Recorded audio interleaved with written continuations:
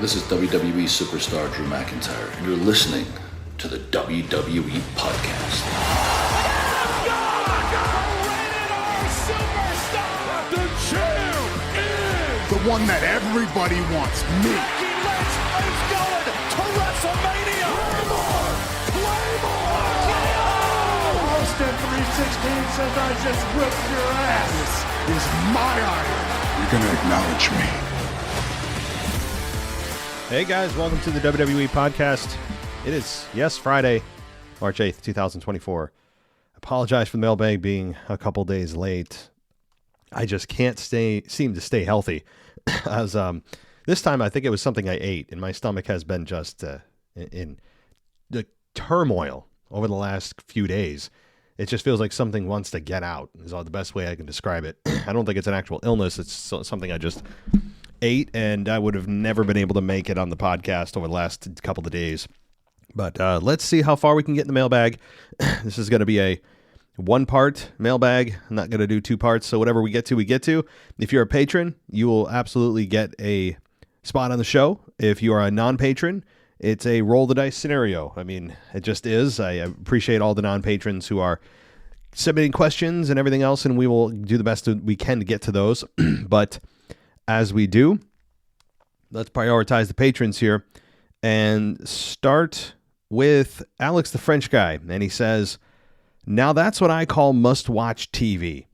Bloodline main eventing both nights doesn't bother me.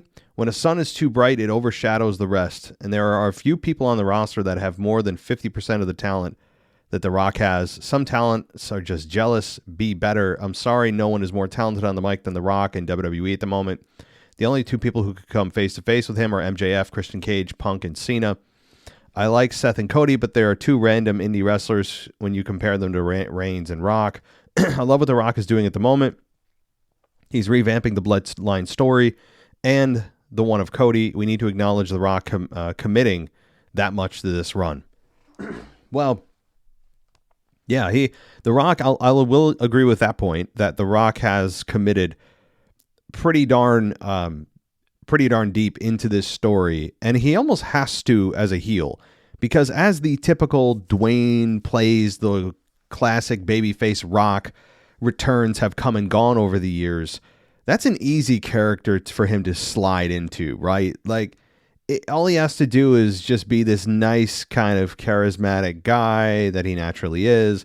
Not a lot of thinking that needs to go into it. Couple of jokes here and there, and people's elbow, and he's gone. But with this heel character, there requires much more thought, much more perspective on what this is supposed to mean for the overarching story. So I would agree. He almost has to, though. If he didn't commit to this heel role, it would be horrific. The heel role requires him to commit more because it's something he hasn't done in 15 years. Well, really, since 2003. So, 21 years. The Rock hasn't been heel Rock in 2 decades. So yeah, I would agree with that. Now, is it must-watch TV? Right now it is. As far as the other people on the roster having 50% of the talent that The Rock has, I'm going to pause on that one because The Rock is good on the mic. He is. But here's the thing. John Cena destroyed him in the last program they had from WrestleMania 27 to 28. Destroyed him. And you mentioned that, the only people that could come face-to-face with him, one of them is Cena. But I would argue, Cody Rhodes is good on the mic. Cody Rhodes is good. I don't like his babyface character any more than you do, but that doesn't mean I can't acknowledge the fact that he is a good promo and is quick-witted and is, pretty decent on the mic. That said, we haven't seen Rock and Cody go face-to-face yet on the mic. So that remains to be seen how that goes. And as far as the in-ring goes, we haven't seen The Rock wrestle in how long? Having an actual match in how long? 12 years?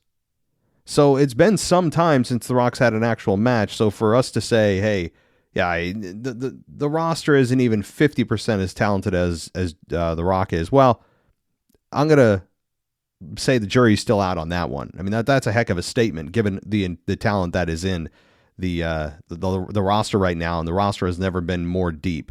So I'm gonna take a pause on that. But You're right. Yeah, I mean, MJF could go toe-to-toe with The Rock. In fact, I think MJF still to this day is the best promo I've ever seen in my life, the best promo to date. I think he could school the best of them. I think him and John Cena on a promo would be, I mean, even if that was the only thing they had on a PLE, I would purchase the PLE separately just to see it. I mean, MJF and John Cena on the mic against one another would be something to see. But yeah. Oh, speaking of John Cena, just one side note, guys. If you haven't seen his new movie, Ricky Stenicki, here's my quick review on it. It's exactly what you think it is. I'll leave it there. Now, whatever that means to you, but if you look at the movie, you look at the previews for Ricky Stenicki, it is exactly what you think.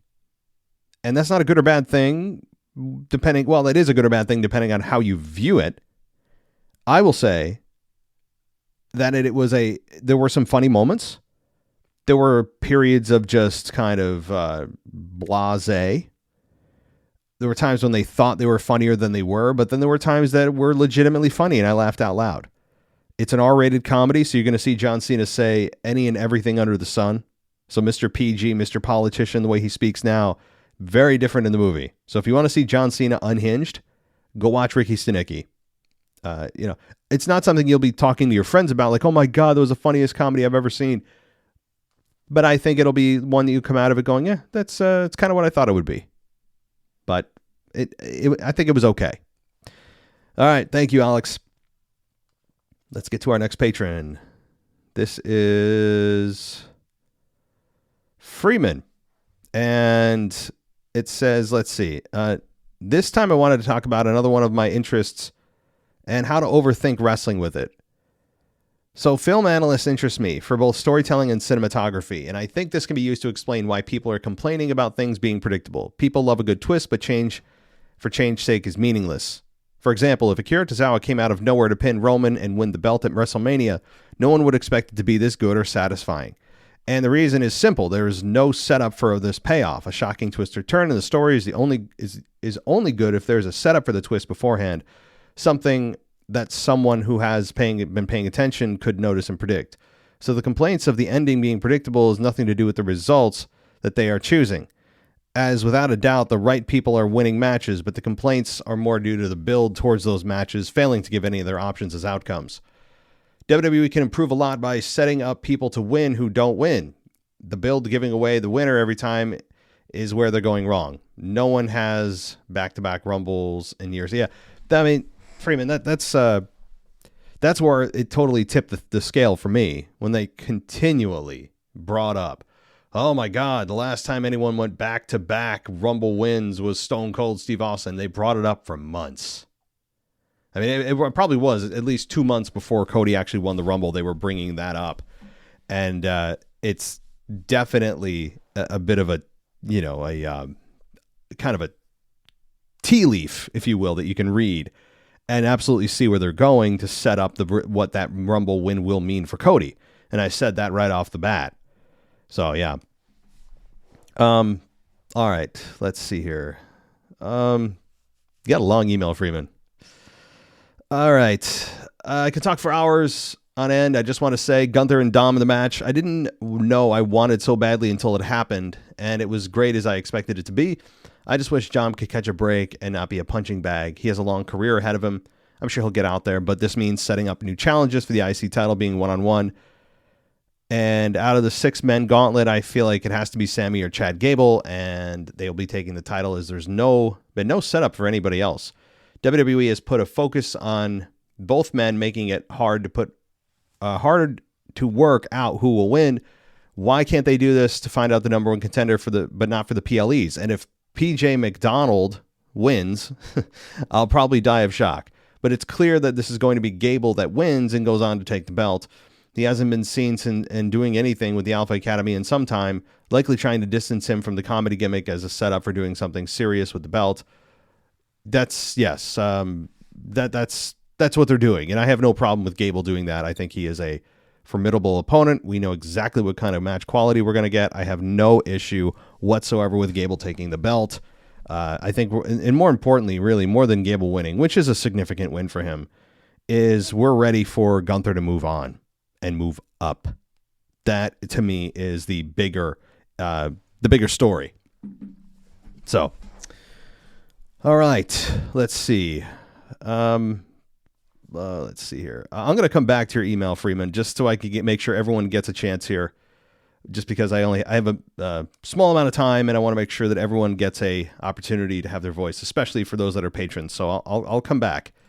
Let's go to. Let's see. Let's go to Justin. Justin says, I'd like to start off by saying I love when you and Anthony get together because I share the exact same feelings about Becky and Crybaby Cody as you guys. I honestly feel that if Nia didn't break Becky's nose, she would not have become as big as she did. I appreciate Cody's work, but his character is just so over-the-top annoying. I'll be at WrestleMania Night 2, and if he doesn't win, I think Philly might take Seth Rollins' entrance music seriously and burn it down. Yeah, that's a good point. You know, I really do wonder if Cody doesn't win, what happens? You know, like, what happens?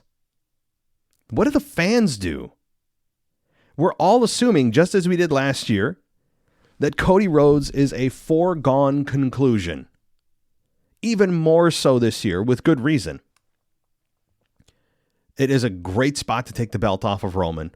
It's a nice mile marker to say, okay, you know, he started in August of 2020 at was a SummerSlam, and it ended in Philadelphia at WrestleMania 40. There's no bigger platform to make the change.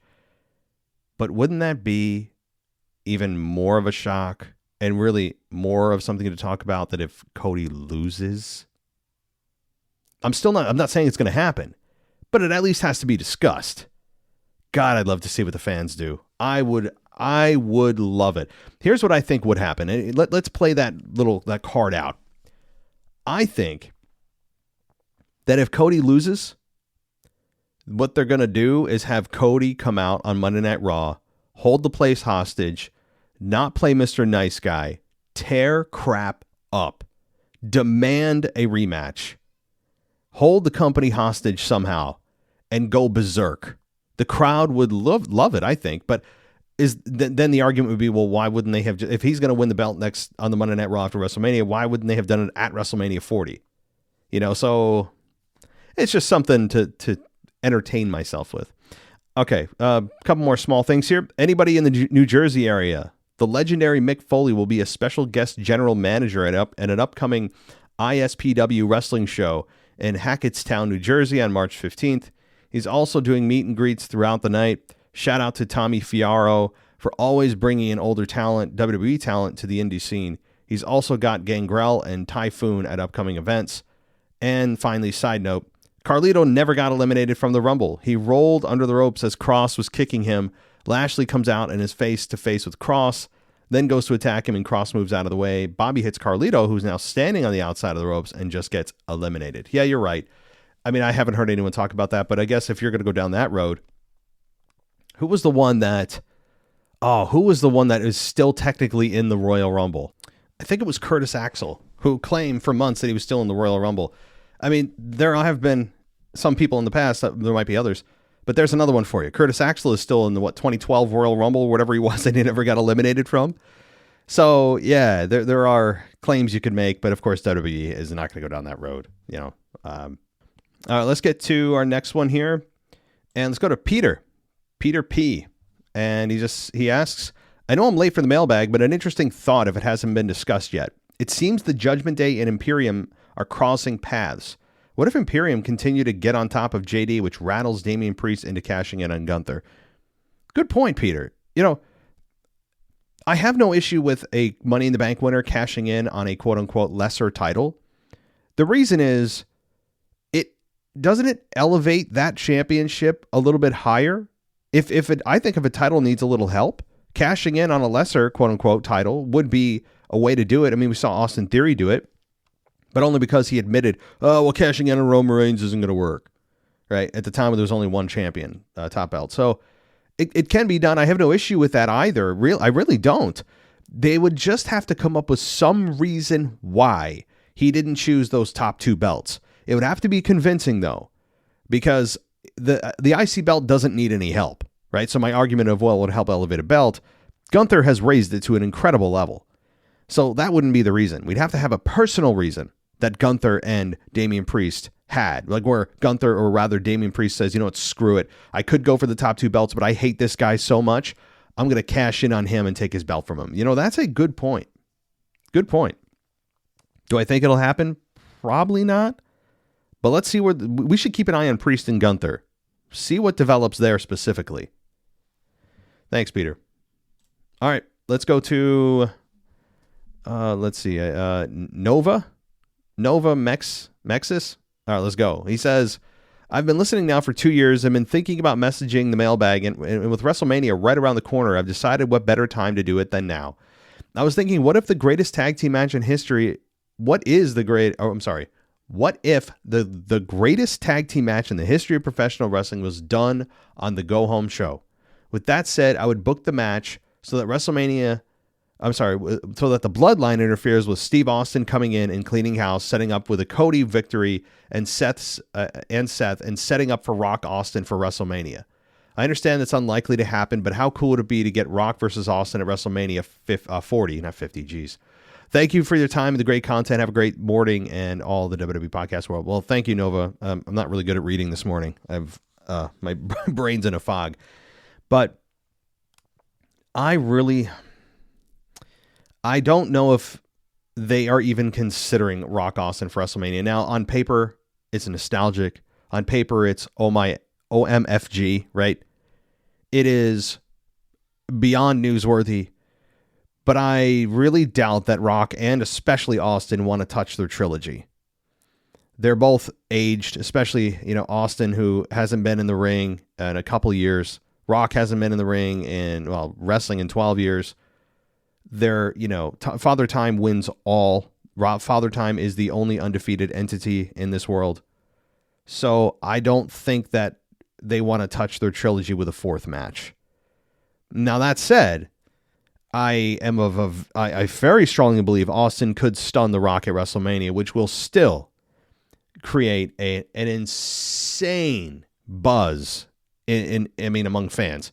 How nostalgic is it that we really thought that forever we've seen the last stunner from Stone Cold Steve Austin on The Rock, and oh my God, no, we haven't. Because guys, the last stunner delivered to The Rock was WrestleMania 19 in Seattle, Washington.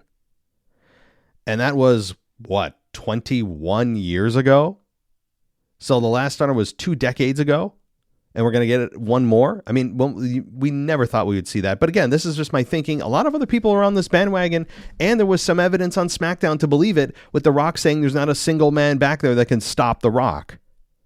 Does that not warrant and beg for a glass-crashing entrance? Just a food for thought. I'd really give it a 50-50.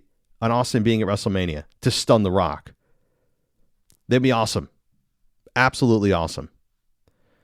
But do I want a match between them? I mean, I'm fighting with myself because my younger self is saying, oh my God, yes, but I also want to be careful what I wish for, because it's almost impossible for those two to live up to their past rivalry. It's impossible. Physically, I don't care how much they work out. They've been out of the business. They've aged 20 years. It's just not possible. But would I watch it? Oh, hell yeah, I would. And everybody else that's listening, it'd be so dumb. You'd watch it. It'd be so stupid. The match would be terrible. Guess what? You'd watch it. And that's all that matters to the company, is you would watch it and pay to watch it. So you can criticize beforehand and after the fact, but you'd watch it.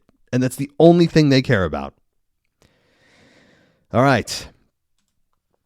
Let's see. Let's go to patron Charlie. Charlie says, hey everyone, it's Charlie from Milwaukee. I just got done listening to the Raw review, and you brought up there hasn't been a manager since Bobby Heenan that is more deserving to go in the Hall of Fame than Paul Heyman. I can't speak for everyone, but what about the First Lady, Miss Elizabeth? She's long overdue to be a Hall of Famer. Also, since when did it become a big deal for fans to boo at wrestlers at live events? According to Rhea Ripley, we're no longer encouraged to do that. If they want us to not boo certain wrestlers, then why not give them more TV time? That way we can see them every week and stuff like this won't happen. Can't believe The Rock's last scheduled appearance is a week before SmackDown comes to Milwaukee. Can't wait to go to the SmackDown review, with you in 2 weeks. #Cody Crybabies. Cody sucks. Yeah. Okay. Yeah. Thank you for reminding me about the review. You'll have to remind me again.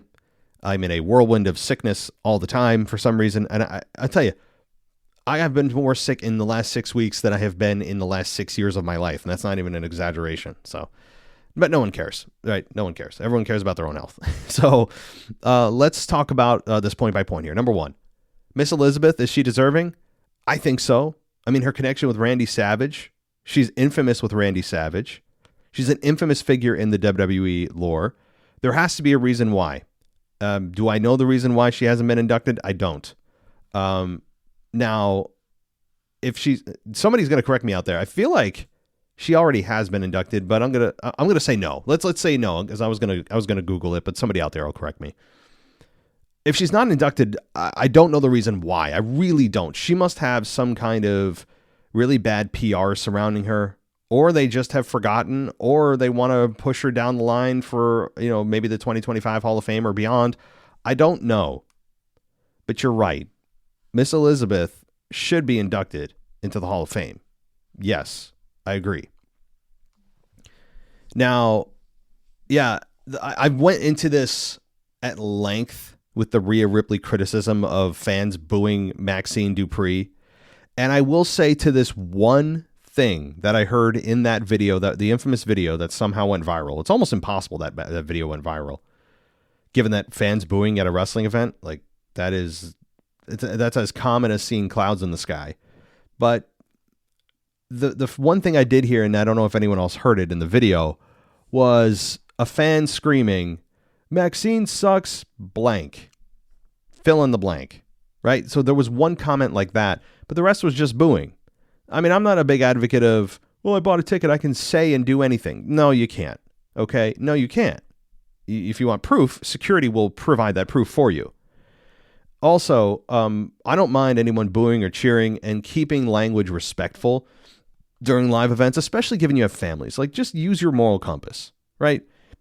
If you think you're there with a ticket that supersedes anyone else's experience, meaning since you have a ticket, that just by its own merit means that you can affect negatively someone else's experience being there who also has an equal ticket, then the answer is no, and then you should be kicked out.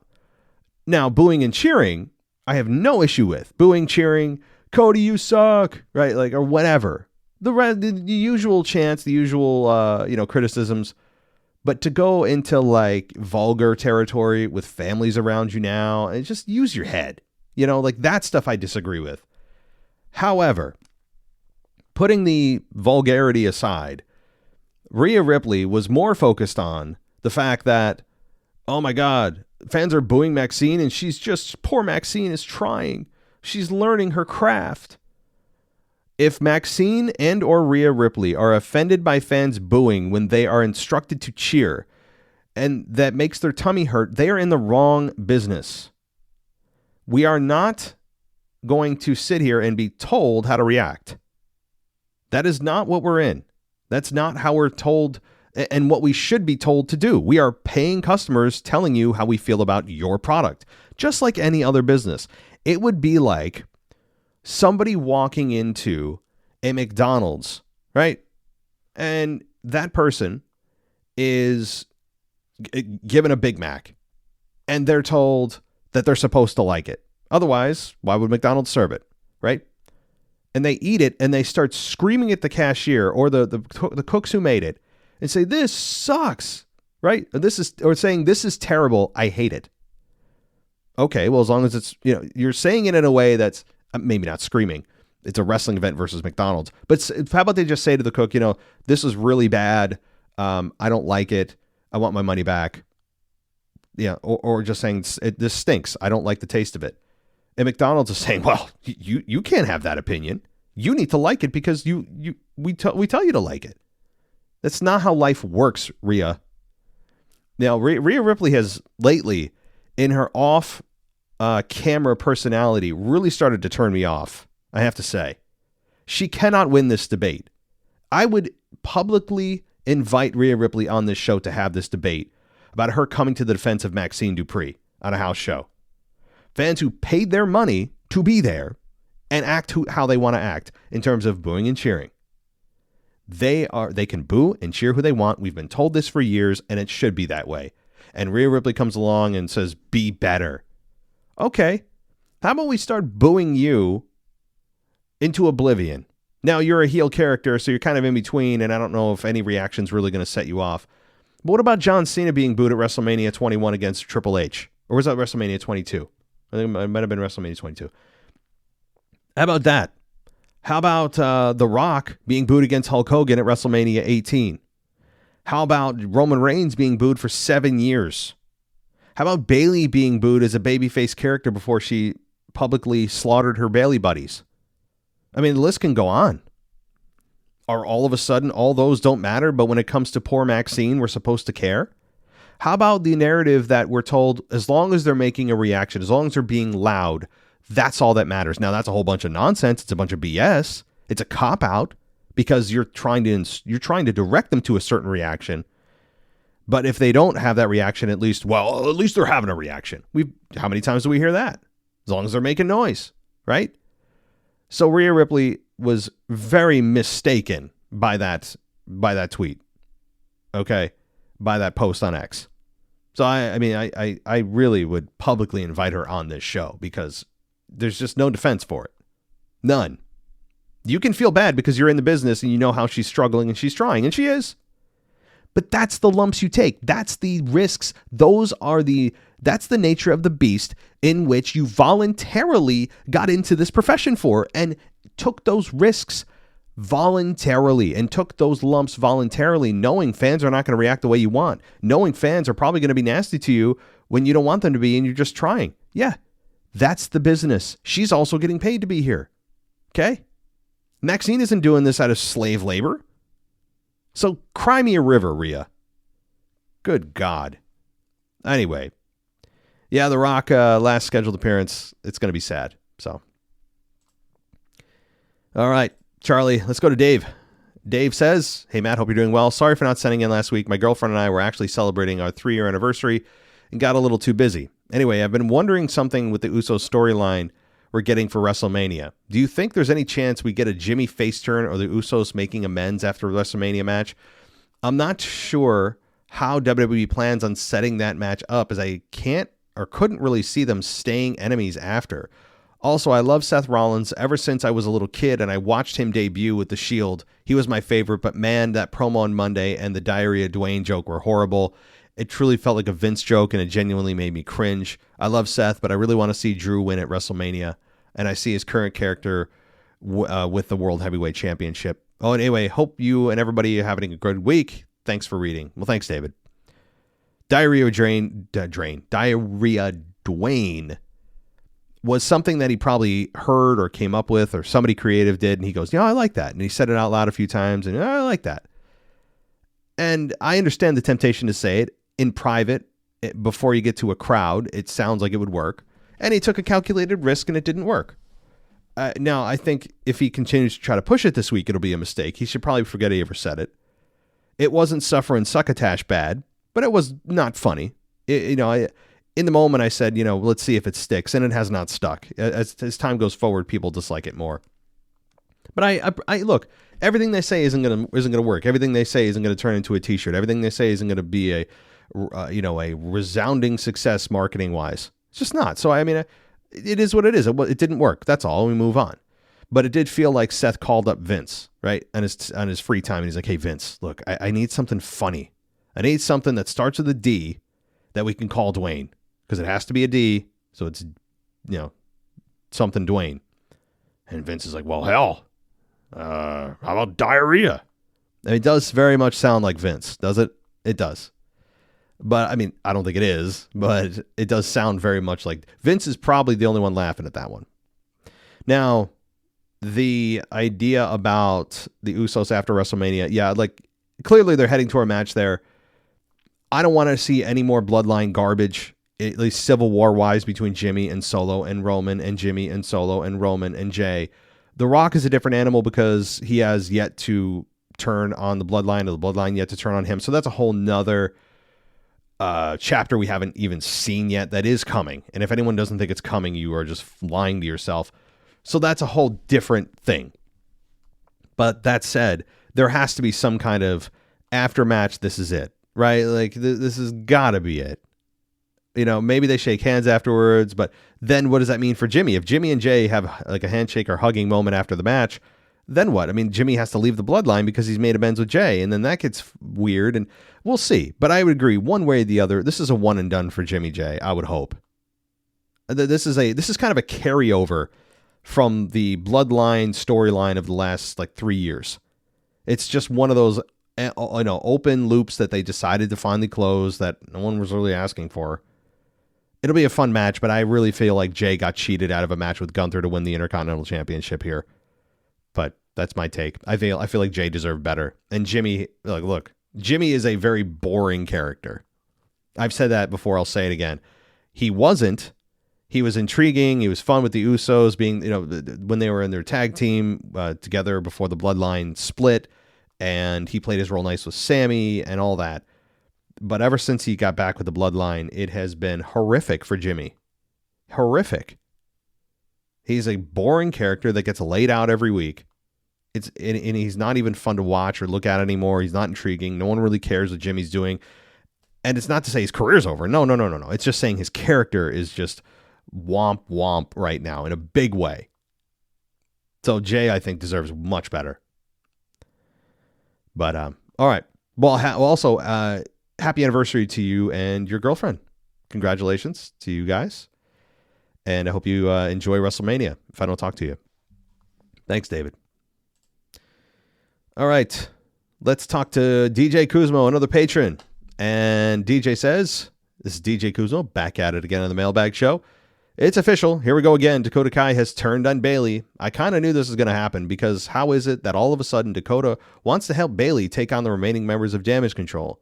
Interesting that the turn took place sooner than later, and later being at WrestleMania. However, now that this has happened, we saw a quick tease of Jade getting involved. Do you think Jade at some point, Jade, Bianca, and maybe returning Shotzi align with Bayley to take down Damage Control before or after WrestleMania? That's not such a bad idea. I think Jade could get involved. The question is, does WWE feel that she's ready for a one-on-one at WrestleMania?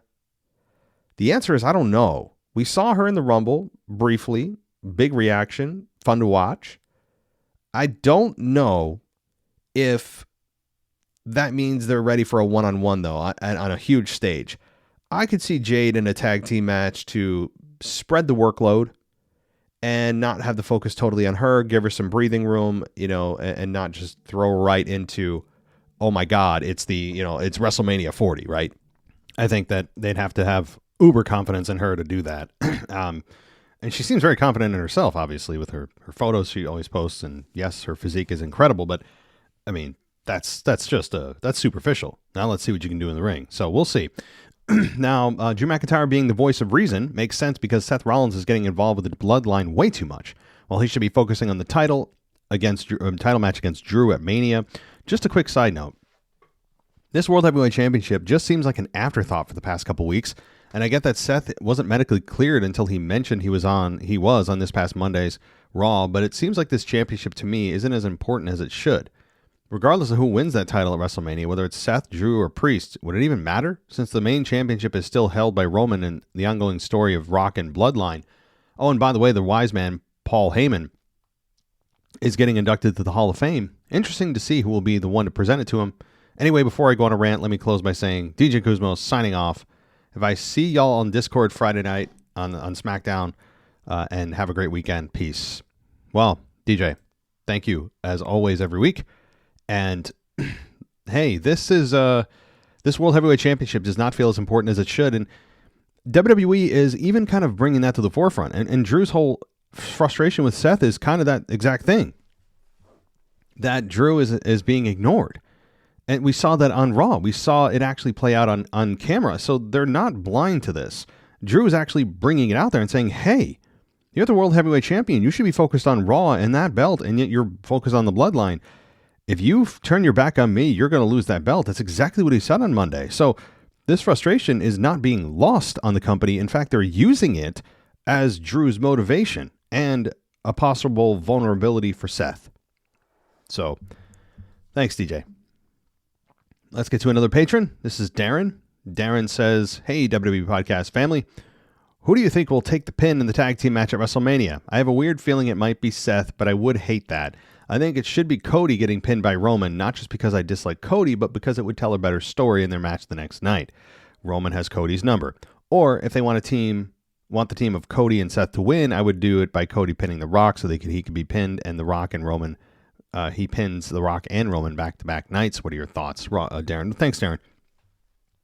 I think you exactly have it right on the first instance here. I think what's going to happen is, early prediction, that we have Roman pinning Cody. And maybe that's because the bloodline interferes in this match, as they have been in every other match, which then makes a higher mountain for Cody to climb and tells a better story, and he has more to overcome. And Roman has already pinned Cody, right? So there's definitely more of a story to tell if they have Cody lose. I think they'll have him lose. I really do. So that to me is your first prediction is probably the right one. That's my take. Thanks, Darren. All right. Let's talk to, well, let's let the audio do the talking here. Hey, yo, it's me. It's me. It's Rocky T.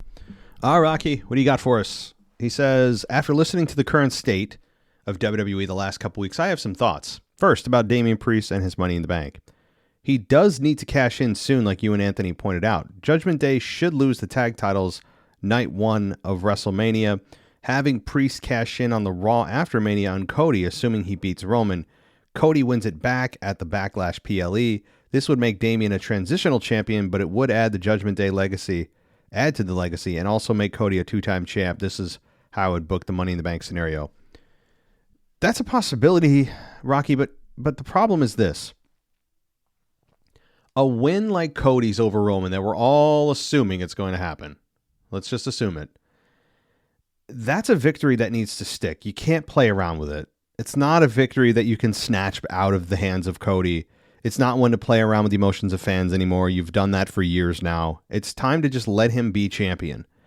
Now, if Damian wants to cash in on Gunther, as I mentioned earlier in the show, I think that's a good option.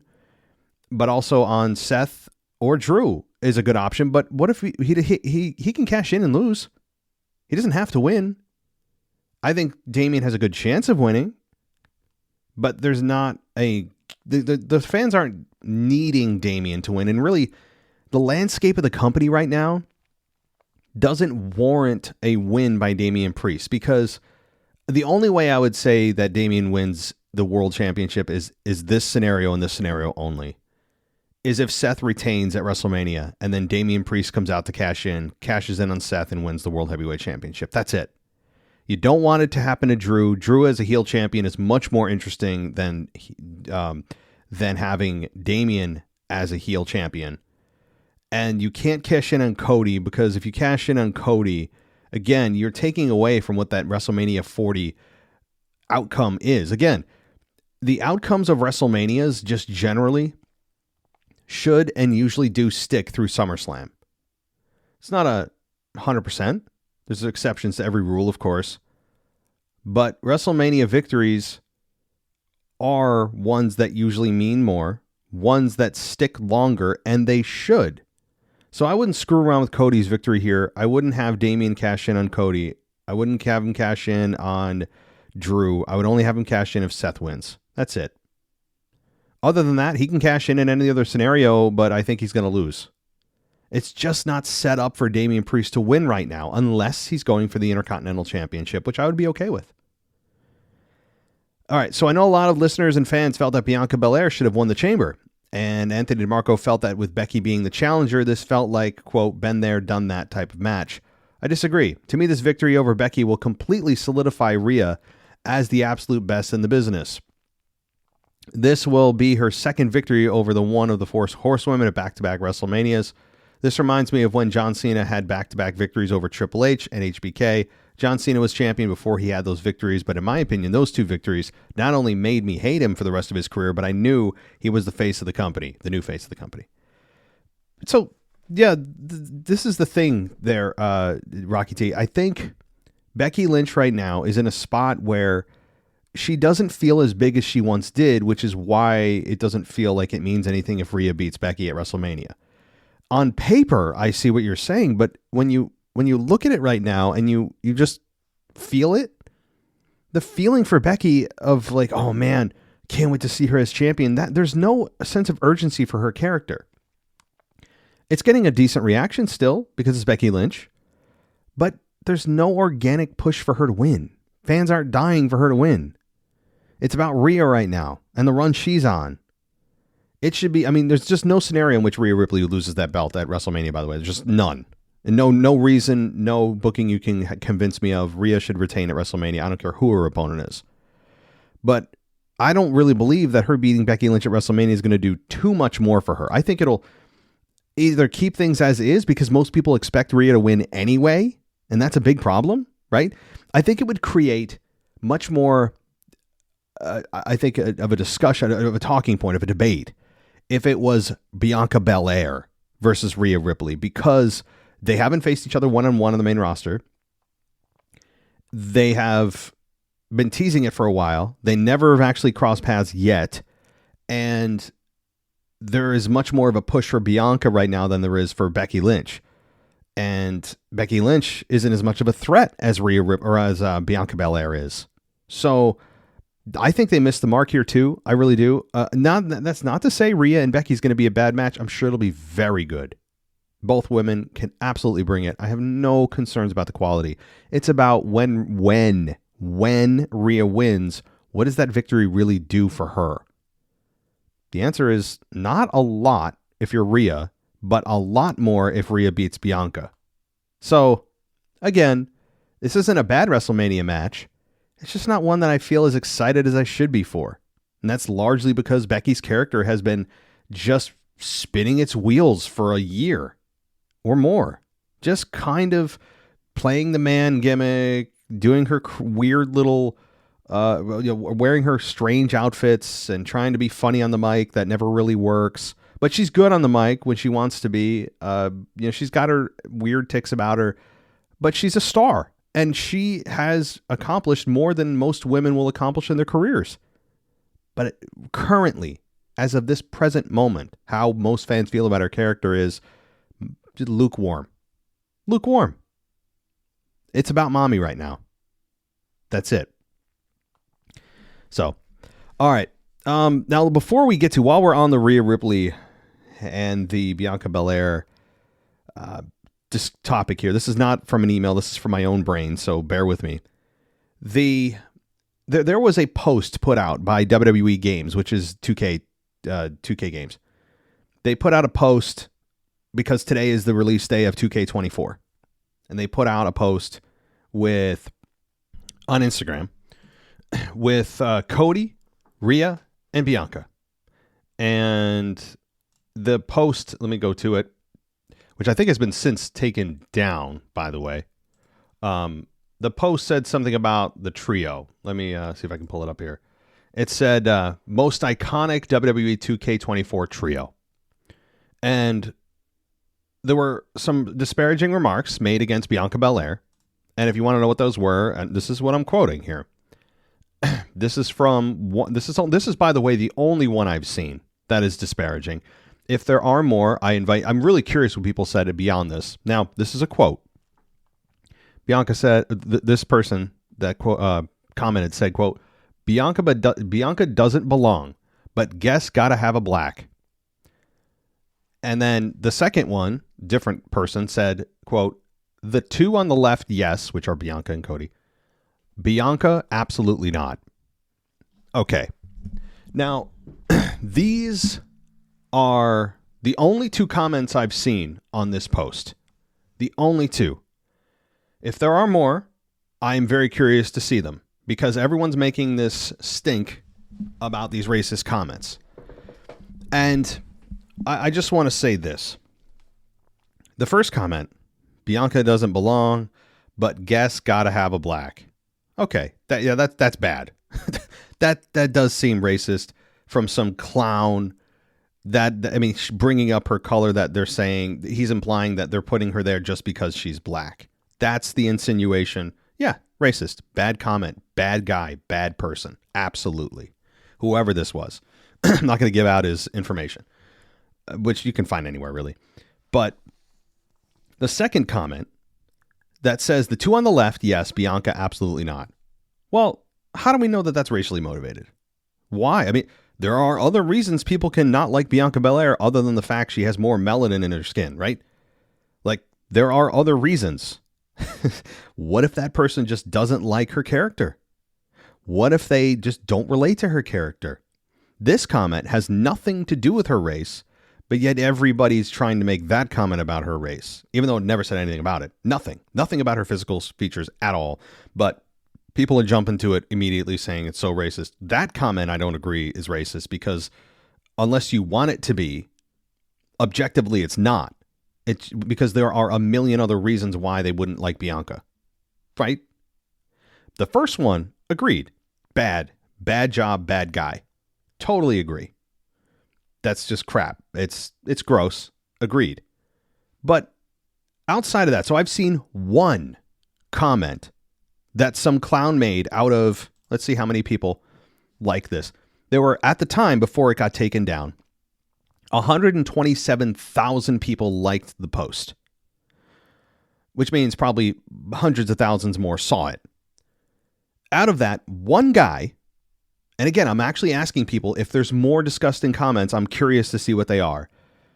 But there's one troll that makes one comment about Bianca. And now all of a sudden it's, for example, Big E coming to the rescue. And let me show you, tell you what Big E said on Twitter or X. So he says, quote, "The black women in this industry face a regular barrage of racism and misogyny from, quote, fans and have for far too long. You cannot diminish their light. You cannot erase their contributions to this industry." Well, Big E, I mean, let me ask you this. Who exactly is trying to erase their contributions? Who's saying to erase their contributions? Just take the other end of the pencil and completely just, erase their no one's asking for that. And if there are other instances of racism or misogyny from fans, well, again, where's the evidence of this? Is it just more of kind of the culture we're in that everyone needs to be a victim because there are certain victim groups that are above others, and if you belong to this victim group, you have more power than this other one, right?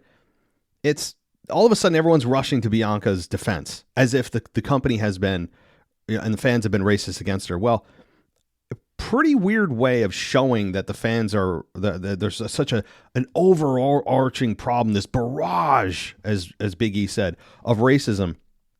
Pretty odd if that's the case, that the fans not only pushed her to be women's champion multiple times, pushed her to the main event of WrestleMania. Okay. She was one of the first two black women to main event WrestleMania, Sasha Banks, right? We remember that, which is great. But also, if it's such a racist system, how can she, just for a few of the accolades she has accomplished and had over the years, she was the ESPN Female Wrestler of the Year in 2022. She won an ESPY award for Best WWE Moment in 2021. In the New York Post, she was the Female Wrestler of the Year in 2022. Same with the Woman of the Year in Pro Wrestling Illustrated in 2022. She was ranked number 1 of the top 150 female wrestlers in PWI's Women's 150 in 2021. She won number 9. She ranked number 9 in the top 10 women's wrestlers in 2018. That's 2018, before things really got going for her. She was ranked number 3 in the top 10 wrestlers in 2021 and 2022.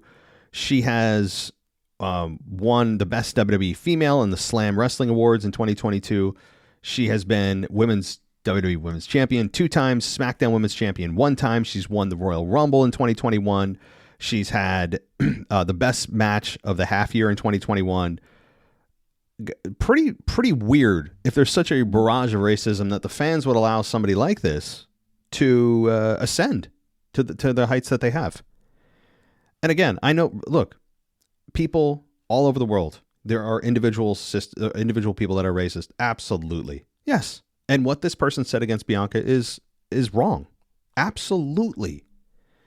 But this seems to be a bit of an overreaction to me and a sign of the times we're in to jump to defend somebody that doesn't need defending, that is doing just fine on her own. Okay? Just fine. So I'm going to leave that there. I might have more to say to this on my mailbag or my After Dark show, but I just want to be clear. What that one that I've seen said is gross. What the other person said, that they just don't like Bianca, I mean, okay, who cares? You just assume because someone doesn't like them, it's because of their skin color. Isn't that a more referendum on you than that person? So I've seen one out of 100 and some thousand people that liked it said something that was wrong. And now we're all going to jump on the race hustling train that all of a sudden there's, there's barrage and systemic racism. Stop it. Stop. My God. All right. And I'm a big Bianca fan. I did I not just advocate for her to be in the main event for the women against Rhea Ripley? I think that would be a much more interesting and fun match. She's better suited against Rhea Ripley than Becky is. She is arguably the best pure women's athlete, or maybe pure athlete, period, in the company. She's incredibly athletic. Could she work on her promos a little bit? Yeah. Could she? Do I want to see her turn heel at some point? Absolutely. But again, I know that because I'm a white guy, some people out there will say, "Oh well," I can hear the mumblings, right? I could care less because I know what I am and I what I stand for. So you hear what you want to hear. Touchy subject today, but since it got brought into the wrestling world, it's the only reason I'm talking about it. It's in the wrestling world and it's big news right now for a hot minute that I wanted to address it. And those are my thoughts. So take that with what you will. Can't wait to hear the feedback on that. All right. So let's continue on with, I think I got, how many more emails I got? Not too many. Let's see where I lost myself. Oh, all right. So I went through Rocky T. Yeah, I did. Okay. Thanks so much, Rocky. All right. Let's get to, let's see. King Scully. He says, King Scully's in the house. He's representing the UK. Hey, Matt and WWE Podcast Galaxy. Oh, we're a galaxy now? Cool. All right. I mean, we're growing. We're not a universe yet. Universe is bigger than a galaxy, so maybe we're the WWE Podcast universe. Glad you're feeling better and sounding much like yourself. Well, thank you. But as you say that, and then I delayed the podcast or the mailbag 2 days because I felt like crap again. But again, I think it's because of something I ate. That's different than just getting a cold or sore throat or whatever. Anyway, I have some crazy scenario in my head for the WrestleMania main event that I want to share with you and the wrestling world. Night 1, Roman and Rock versus Seth and Cody. I think The Rock and Reigns will pick up the victory, so the main event is Bloodline Rules. Here's where it gets crazy and fun. So during the main event of Cody and Roman, we will have an entertaining back and forth match with both men getting their moments during the contest. There will be near falls, momentum swings in both directions. Then shenanigans will begin, most likely when Cody's about to seal the win. First, Jimmy interferes. Jay will be the one to fight with him, maybe to some backstage area or something. Second, after Cody Rhodes attempts to hit the crossroads, Solo Sikoa will then show up, try to hit a Samoan spike again, but then we get My Time Is Now hits. John Cena runs to the aid of Rhodes. Cena will get taken advantage of, Cena will get the advantage, and then The Rock, the great one. The Rock comes out, makes his way to the ring, and gets the better of Cena. The glass shatters, stone cold, and The Rock and Austin go at it, and we see one of those epic stunners. Okay, first of all, I'm getting chills reading this because this sounds extremely plausible. Now, there is an element of overbooking here that a lot of people could talk about, but so far, we haven't heard in your scenario people attacking Roman. They are just evening the odds. Cena attacking Solo Sikoa makes sense given their last bout. What happened in their last one? Solo Sikoa tried to end the career of John Cena. Remember, like 48 Samoan spikes to his throat? There's actually a reason for John Cena to be involved here. That makes total sense. Total sense. Jimmy and Jay also makes total sense given they had a battle the night before or earlier in the night. Now, as far as Austin goes, Austin and Rock are rivals just by their nature, so I would even accept Austin coming out if there's no reason given beforehand. Rock and Austin have been rivals since the get-go. They're just natural enemies in the wrestling world. And I think that would make total sense because you're just upping the ante from Jimmy or Jay coming out to neutralize Jimmy, Cena coming out to neutralize Solo, and Austin coming out to neutralize The Rock. And then it's back to square one. Nobody touches Roman. That way you can't claim that Cody was helped. He was just given a level playing field, which is all I've asked for. This is, while it does seem a bit overbooked, which is the only criticism about this, I think that the criticism and the blowback of this being overbooked would be overshadowed by how awesome this would be in execution. So I would take a little bit of overbooking for this. Oh, man. All right. Maybe a titleless Drew will then join the madness and hit a Claymore on Austin. Maybe try to cost Cody due to being pissed that he beat Seth, only to be cashed in on earlier in the night by Priest. Yes, Priest will be the heavyweight champ. However, Seth will come down with a steel chair. I have visions of the chair from Seth back to the back of Rhodes after Drew backs off. Reigns will have his usual shocked face and then hit a spear. 1, 2, 3. Reigns will retain. It sounds like it'd be too much, but it's WrestleMania 40. Okay, I was with you until the Drew stuff. So I would not have that stuff happen. You're crossing over too many people and too many. No, that would be incredibly overbooked, I think. Reigns retaining is fun to think about, but I also, after Austin stuns The Rock and things are neutralized, then it's, to me, one-on-one, no bloodline. Bloodline's gone. It's now back to even playing field, and Cody wins. But if Roman retains, holy crap. Thanks, King Scully. All right. Let's see here. I mean, I don't know how many more I have. I'll see. Let's see what my patience is here. Sage, my thoughts for this week. I feel like they may be starting a slow Gunther face turn, sort of like they did for a very slow Drew heel turn. My thinking is Damian and Gunther face off last week is a preview of something down the line if Damian cashes in and is world champion. I think Roman cutting off The Rock on the mic is a foreshadowing of something happening at Mania. For example, Roman's about to pick up the chair to hit Cody and The Rock putting his arm around him, stopping him, or maybe Roman picking up the necklace after he loses and The Rock saying, that's mine. I'd like to see them put Naomi in Bayley's story as a partner. Naomi's character seems a bit lost since they brought her back, and Naomi was Sasha's partner, as was Bayley once, so they could play off that as a little Bayley being Naomi's partner in crime. That's fine. I mean, I would agree that Naomi has been a lost puppy. She hasn't had anything to do. Almost no mic time. They brought her back, but they clearly didn't have a plan. They just said, let's bring her back. But what are we going to do with her? I don't know. So I would agree. Naomi needs something solid to sink her teeth into. Please. The Rock and for the foreshadowing. Yeah, there was definitely something there on SmackDown. Absolutely. And that could be a foreshadowing of Rock and Roman's tension boiling over, which could happen at WrestleMania or maybe after WrestleMania. It could happen in the Monday Night Raw after WrestleMania, which I think is more likely.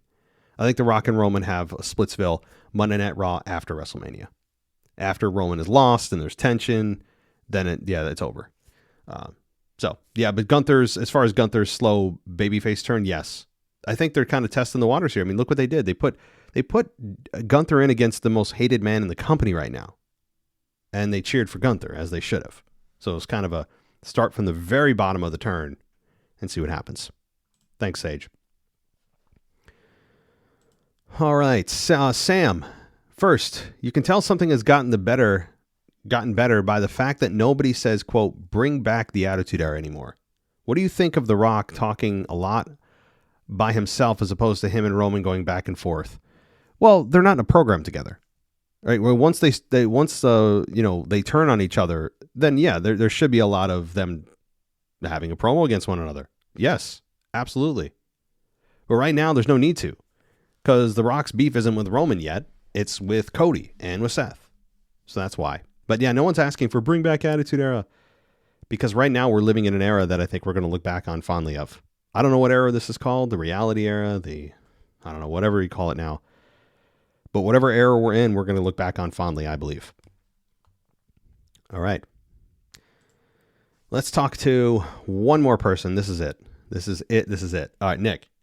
Nick says, Matt, you keep asking for a reason for Austin or anyone to get involved with the main event on night 2 and leveling the playing field against the Bloodline. To me, it's simple and easy to explain. The Bloodline is the reason. Anyone with a history, anyone with any history with the Rock or Roman has a case to want to protect the integrity of the company and help Cody take the title. And I could see it turning into an epic overbooked for the sake of WWE moment. As long as they don't directly interfere with Roman, how incredible would it be to see Austin, Cena, Taker, Hogan, Randy, Punk, Zayn, and even new champ Drew McIntyre all come to surround the ring to stop the Bloodline from interfering. Sorry, I told you I was overbooking it, Nick from Eugene. Soon to finally be a patron when I get my tax return. Well, yeah, that's you don't have to spend your tax return on us, but I mean, it's I'm not going to stop you, but I hope you do decide to join us, Nick. Okay. The fact that you have all these people, I mean, that's just incredibly overbooked. I'm not going to lie to you. I think there's a handful of people that should get involved in this, and they should. But surrounding the ring, I think, would be a distraction. It would be a big distraction. And what is, I know what you mean. Like, you have all these legends surrounding the ring to, stop the Bloodline. That, to me, is taking the focus off of Cody. And the focus is going to be on shouldn't it not be on your new champion, the guy you're going to, tag as the true face of the company now, the guy that you're going to put the weight of the company on the shoulders of and have him carry it down the field? Wouldn't you want the focus to be on that guy? I know what you mean, though. But I think that ultimately it's going to be a quick-hitting stunner, FU, or AA. Jimmy and Jay battling, and that's how I think it's going to end. Just like I think King Scully's got it. That's how exactly I would book the main event. Except no Drew, and I'd have Roman lose. So, all right, we're at that hour. I got through all the emails. Voicemails I will do on the weekend review. Okay, how about that? I'll do the voicemails on the weekend review. So that means you still have time to send in your voicemails. So DJ, I saw your voicemail. I think we had a couple on my other place. I use Google Voice for my voicemails. Let's see how many we have here. We've got Jason from Oregon. Okay, I see your voicemail. Okay, we have right now, we have a total of, let's see, 1, 2, 3, 4, 5 voicemails. Josh, I see yours. Jason, I see yours. Alex, the French guy, I see yours. Obviously, DJ, yes. So, guys, right now we have 5 voicemails. I'll get to all of them on the weekend review. That'll be done Sunday, so you have to wait a couple more days. But that means the rest of the listeners, if you want, have a chance to call in. And that number is 518-952-0247. All right, that'll do it for me right now. I appreciate everybody. Thank you so much for joining us here. And again, you want to join us on Patreon, great place to do it. To go ad-free, patreon.com/WWE podcast. Also, we will be starting on, I think it's, it is March 15th. We will be doing a price increase on Apple Podcasts, but only for new Apple Podcast subscribers, not existing. Those who are existing have their price locked in for infinity, okay? And the reason I'm telling you that is if you're thinking about Apple Podcasts and getting in on the Apple Podcast side of things for ad-free, then I would do it now, okay, before the price changes in about a week. So head on over to Apple Podcasts right now if you are thinking about it and lock your price in for $2.99 a month, because in a week, that'll be going up a little bit. So all of you who are already subscribers, again, your price isn't changing. It's just for new subscribers after the 15th. So, all right, that'll do it for me, everybody. Take care. Talk to you next time. Thanks for listening to the WWE Podcast. Don't forget to subscribe on your favorite podcast app so you don't miss a show, or head to WWEpodcast.com. And for all of these shows ad-free, head over to patreon.com/WWE Podcast. Until then, we'll see you next time.